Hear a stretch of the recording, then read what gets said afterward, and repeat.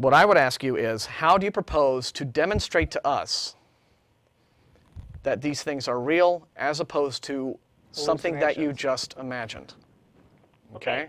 How can you demonstrate to us that your experience was an actual real experience that you had and not just an imagined experience? Okay, I'll tell you this. Okay, I'm listening real carefully. When I had another vision. I mean, I had them all the time, but this was real a lot. In 1978, I had this vision. I traveled inside myself instead of walking outside my body. It's like my whole head opened up, elongated, and it's like I was watching television in the top of my head. Yeah, okay, okay, but so wait. Yeah, I don't think you're understanding the question. Yeah, you're not. I'm going to show you. I saw this stuff come whirling in front of me. I had no idea what it was. It was like tadpoles going everywhere. And I said, I heard myself inside say, what in the world is that? Yeah, This voice inside me said, pregnant. I said, pregnant? Oh, my God. I said, the boy or girl, the whole situation changed. Long story short, I went to my doctor, didn't have no more sex because I wanted to make sure, because everybody by now thinks I'm crazy. I wanted to make sure that I heard what I heard and I saw what I saw. Okay. Doctor told me that I wasn't pregnant. I didn't have no more sex. Went back in 6 weeks. I was pregnant. They did a birth injury with my son. They told me when he was born that he may not live because he had a very traumatic birth. So let me make sure. Let me make sure I'm clear on this. You were hold on. Stop. Please stop, or I'll put you on hold. I'm sorry. You were having sex before this. She's on hold. She is? Yes. Okay. I did want to ask questions. Well, she wasn't going to allow that. Pat, here's the problem. For a person to be having regular unprotected sex and then wonder if they're pregnant and then come up Russell, with that's not even the issue here. The thing is right. What she is using as a way of demonstrating to us the proof that she is giving us of the validity of the experience she had in 1975 is to tell us about another hallucination she had in 1978. I don't think you understand, Pat, how to distinguish between something that really is happening to you and something that you were just imagining is happening to you. I'm sorry if that sounds unkind, but this is just where it's coming from in our perspective. I don't think that you are really able to distinguish fantasy from reality at this point. You've had a lot of I don't disbelieve you. I don't think you're lying to us when you claim that you have had these kinds of experiences. I think that you're just an individual who has either hallucinated or who has interpreted dreams as reality, or the memory is a funny thing. I mean, you're talking about events that happened to you 35 years ago. So you've had 35 years to construct a narrative around what you think these experiences were. Right. All right? So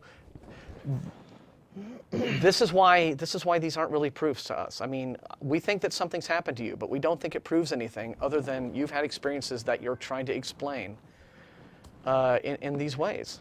And So thanks for calling, Pat, but I really don't know that there's any further we can go in this conversation. I think we should let her go and just move on. drop it? Yeah. Okay. Thank you for calling. Sorry. But yeah, it's just, and I only put her on hold just because she wasn't letting us get a word in. Yeah, but I mean, the thing is, when you asked something like, how can you convince us that this actually happened, that entails some kind of actual physical evidence. I mean, even if the prophecy that she said she was, or the vision that she said she was having, turned out to be absolutely 100% the way she says she imagined it, she's only telling us now, 40 years later, or 30 years later, that she had these visions, which lo and behold happened to precisely match the things that turned out to happen, and we don't have any way of verifying that. Just like we don't have any way of verifying that the stuff in the Bible that supposedly predicted other stuff in the Bible, not only can we not prove that the prophecy came true, but we also can't prove that the prophecy actually happened when they said it did. Yeah. Well, that is. That was kind of my point, is that these are unverifiable. I was just trying to clarify your point, unverifiable so personal anecdotes. Yes. Well, we're just professors of logic. Absolutely. And yeah, I guess so. Sorry to just kind of cut you off like that, Pat, but it was starting to kind of grind the show down. Speaking of the show, let's move on. But you know, this is kind of instructional for the guy who was wondering how people come up with this religion stuff in the first place. Yeah, our previous call. Like, you come up with weird things, and then you come up with weird explanations for it, and then you get enough people to believe you, and then sooner or later you've got a religion. Or just some sort of elaborate belief system of some kind. Okay, I think we need to prioritize Chuck just because he's in Austin. Yes, why not? Hello, Chuck. Hello. How you doing? Thanks for taking my call. Sure. You're welcome. Yeah, actually, what that lady was describing, Pat, I actually experienced the same thing. It was at Nickel Beer Night at West L.A. Oh. Well, that's anyway, cheating if you do it with earlier beer. You had somebody talking about whenever these people start comparing religion to science, I can't help but point out, all I have to do is say, remember Galileo. Mm-hmm. And I mean, the Galileo, who is considered the father of modern science, proved that the Earth revolves around the sun. And the Catholic Church had been preaching that the Earth is the center of the universe. Mm-hmm. And whenever he proved them wrong, they locked him up for the remainder of his life. Mm-hmm. And so, he got off easy. You know, if religion is anything, it is the anti-science. Mm-hmm.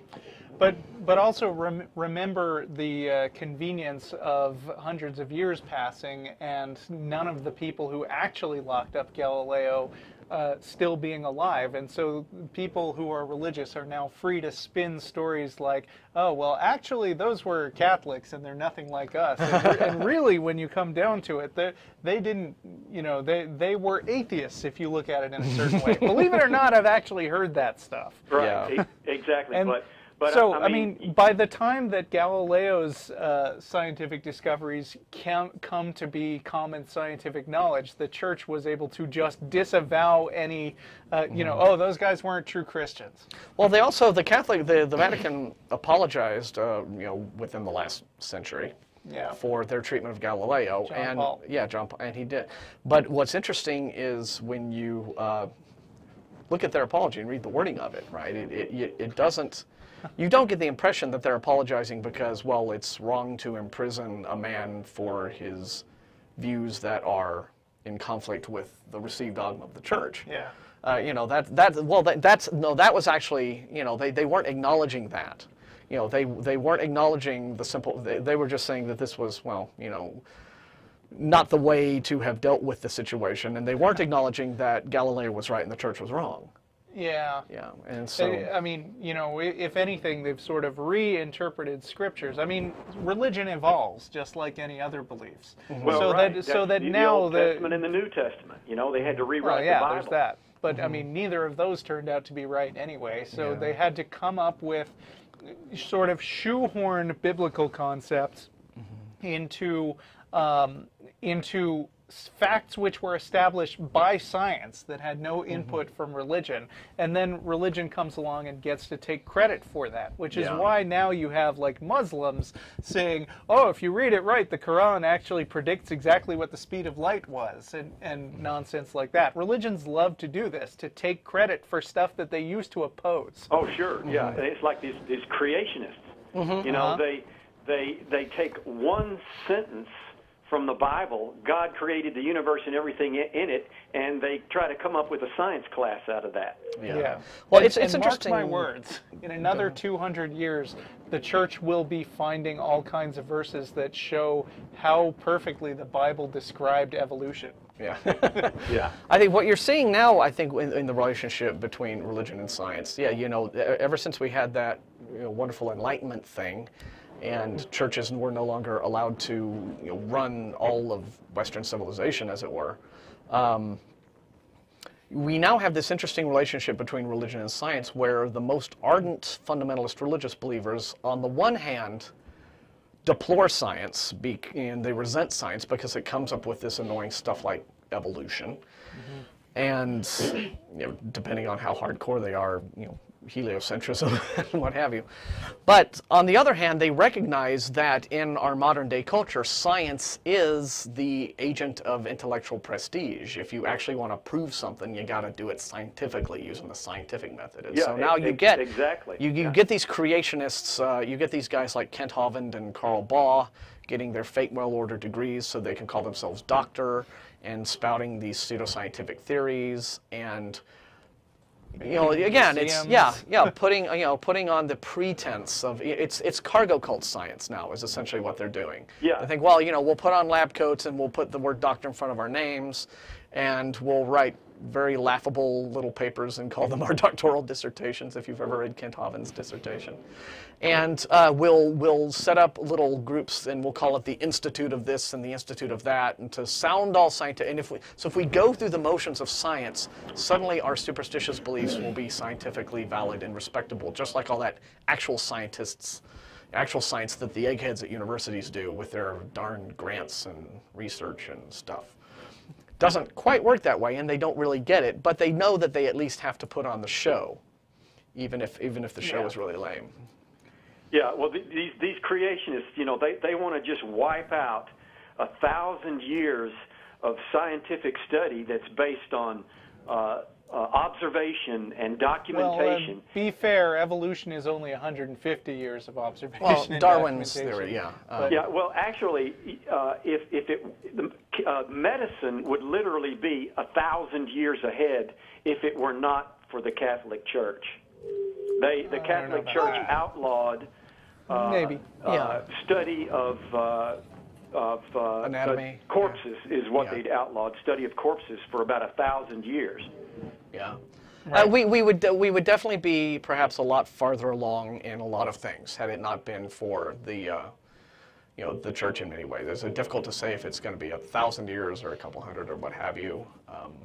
But yeah, I think that certainly in some things, definitely in medicine, we would be a lot farther ahead than we are. I mean, the Muslim world in like the 13th, 14th, 12th to 14th century was actually much farther ahead in medicine than the West was. In the 800s, I think they were the world leader in mathematics and science, and then, they just kind of went downhill from there. Yeah. So yeah, I mean, it's possible we may have had germ theory a couple hundred years before we actually did, and what have you, had it not been for religious meddling about, oh no, corpses, you can't, that's, you can't do that, it's sacred stuff. Anyway. Thanks for calling. Great. Hey, listen, I'm always happy to bash religion. Well, okay. Alrighty then. Thanks for letting me. You're welcome. Thanks for the call. Thanks for watching. We're always happy to bash religion also. I was really feeding back on his call very Yeah, I know. Although we do also promote positive atheism. We do. Which means and speaking of that, rum. Yes. Grog. Yes, grog. And coming to Fred Gills after the show. And after the show at 6:30, we're going to be meeting at Threadgills on Riverside. And nice eye patch, Martin. Why, thank you. My out-of-control pineal gland is no longer. Yes. Yar. Arr. Anyway, yes, and also I just want to say one more time that the Bat Cruise is next week. So if you've been putting off deciding whether you're going to come, you should totally come, because there are people from like all over the world, and it's just a giant boat full of atheists, and bats poop on you. Well, not really, but they sometimes could. they do. That's because But it's still cool. Yeah. Boy, I'm a terrible salesman. Yeah. The pooping thing probably could have. Okay. So let's see. I'm actually. I gotta go with Sam, also in Austin. Okay. Well, how long is James? All right. James has been on it for a while. Hang in there, Sam. Yeah. James, St. Louis. Yes, thank you. How you doing? Good conversation you guys were having last time. Do you hear me? Yes. Just fine. Thanks. Okay. I wanted to talk a little bit about the genetics of God. And to preface this, I'm an atheist. I have been all my life. But I just, the past couple of days, I've been entertaining the idea of Jesus Christ as only a hybrid God. So, little course in... he gets better mileage than a typical guy. Yeah. I couldn't resist Sorry, what was that? He gets better gas mileage because he's a hybrid. Yeah, exactly. So, some of them... I got a million of them, folks. True. Okay. Try the deal. Sorry. So we get half of our genes from our mother and our father, obviously. And when they combined, they form a zygote. And so remove all the science talk out of it. Mary contributed half of her genes to Jesus, and God contributed half of his genes to Jesus. So if you really want to use this with a little bit of scientific scrutiny, you can assert the idea that Jesus is actually half man and half God.